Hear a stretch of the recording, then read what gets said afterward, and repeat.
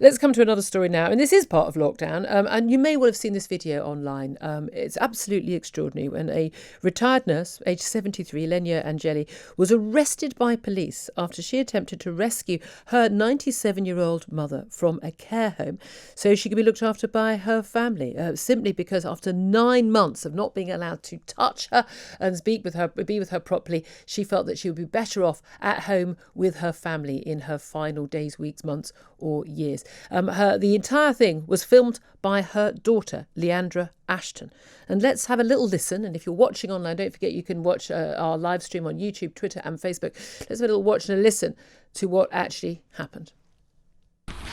So let's just make this very clear. My nan, my 97-year-old nan here, who we have taken from the care home because we haven't seen her for 9 months, is now being taken back by force to her care home. My mother has been arrested. My mother is in the back of the car here. She is a nurse. She is a fully qualified nurse who is wishing to care for her own mother. And here we have an incredible use of police time to take my 97-year-old grandmother back into a care home where she is deteriorating, where we haven't been able to see her for 9 months. Nan, I love you and we are going to fight for you. I mean, if you can listen to that and you can watch that video and you can find it, we'll put it back out on Twitter, we'll put it on our YouTube page. And if you've missed the live stream, and you can not shed a tear and not be horrified at what is happening in this country, then you have got a heart of stone. Police pursued the mother and daughter to a local garden centre where that arrest took place after the mother decided to rescue her own ageing mother. Let's talk to Leandra Ashton now. Good morning to you, Leandra. Good morning, Julia. Good morning. I think it was incredibly brave of you to put that out online, but I'm really pleased you did, because I think it's really important that people understand this isn't just happening to one family. This isn't a one-off. There are tens and tens and tens of thousands of families right now who are being separated from their loved ones in a care home and are desperate to see them, touch them, spend time with them, hug them, and are unable to do so. Tell us a little bit about the background to this and your 97-year-old grandmother and the situation she's been in. Yeah, so I mean, we've tried to go down every official channel we could. I've written to my MP countless times, had no response. We raised what's called a safeguarding issue because we could see the deterioration of my nan early down in lockdown. She has dementia. It takes a lot of time to feed her and to give her drinks. And in a care home setting, what we found over the years is it's just not adequate. So it does require somebody from the family to be there to feed her as regularly as possible. And my mum was going in every day before lockdown. So when that stopped, the impact that had on my mum as well as on my nan was horrific to see. The fact that there are rules in place that are separating families and rules that are purporting to protect and to save lives, I find disgusting. And the narrative needs to change because we are focused so purely on one illness. And as terrible as that illness is, it is one. And the death rate from that is still not as high as the death rate from so many other illnesses. Well, indeed. And your mother, she's 73, but she's a retired nurse. So she would know how to care for your grandmother. She'd be able to give her, your family believe, better care than she's getting in the nursing home because of that, particularly the feeding need. And we know one of the main reasons people with dementia do end up fading away and dying is because they don't eat, and it can often take 2 hours to feed them a very small amount of food, and there's no one there to do it. Yeah, absolutely. And this has been a problem for years with my nan's care. So under normal circumstances, if we could visit her, we could perhaps oversee that.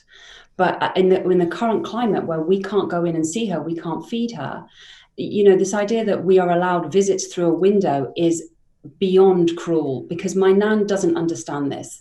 I stopped the visits. The last visit that I had before this one that's been videoed, my nan reached towards the window towards me, and it was just heartbreaking. I mean, all I could do was cry. And again, we're not alone. There are thousands and thousands of families in this same position. And it's got to change. It's just that, quite simply, this question of saving lives, but what about the quality of life? Well, indeed. That's what we need to change. And when you and your mum, you were visiting your nan, and your mum was able to hug her for the first time, and I'm assuming, of course, it being a loving family, being very careful, being shielding to make sure not a risk to your grandmother. And then it was an impulse, wasn't it, to just say, do you know what, we've got to get her out of here. And you drove to a local garden centre, and that's when the police were called. Yeah, it was a total impulse. It was a heightened moment when a care assistant, somebody in the office, spoke to my mum in a way that was really unhelpful. And my mum just said, could I pass these flowers through to my mother? And she used the flowers to force open the door, and she just hugged her mother. We didn't think it through, but we have talked about bringing my nan home since the beginning of all of this. Yeah. But we just don't know how we can do it because of this legality of power of attorney. Well, that's it. I think a lot of people are wondering, well, hold on a minute. How can you not have the right to bring your grandmother home to her loving family, especially with her daughter, who's able as a nurse to care for her? We know she knows what to do. On what legal basis can they stop her leaving the care home? So when someone has dementia, there has to be something called a power of attorney in place. Now, we have power of attorney for my nan's finances, but it was an oversight by my grandfather before he died, thinking that my nan would always be able to express what she wanted. So the power of attorney for well-being or for health wasn't put in place. So now all decisions have to be made with the local authorities. But unfortunately, the local authorities are cutting us out of the conversation. It took the police to tell us yesterday that my nan has a new social worker. And they then informed us that we weren't on the correct paperwork. So it becomes like this Kafkaesque nightmare where you're just stuck and unable to just quite simply have any influence over your loved one's life. Well, your grandmother's effectively being held prisoner. I mean, to all intents and purposes, her family want to have her home safely, and she can't leave. The state has basically taken over control of her life rather than her family being able to care for her. I know your mother was in that awful phase, de-arrested. She won't face any charges. I mean, frankly, if she did face charges, I think there'd be riots on the streets, to be honest with you.